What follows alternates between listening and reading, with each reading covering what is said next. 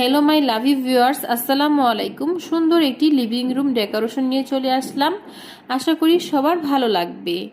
এখানে শুধুমাত্র মনে হচ্ছে একটা টিভি এবং ফুলের কিছু ঘাটতি রয়েছে, তাছাড়া কিন্তু লিভিং রুমটা অনেক সুন্দরভাবে গুছানো হয়েছে আর দেখতেও মাশাআল্লাহ অনেক সুন্দর লাগছে। আমার মনে হচ্ছে এখানে কিছু ফুলদানি এবং একটা সুন্দর একটা টিভি ক্যাবিনেট থাকলেই এই লিভিং রুমটা একদম পারফেক্ট হবে। দেখতে অনেক খোলামেলা এবং অনেক আলো বাতাসও রয়েছে।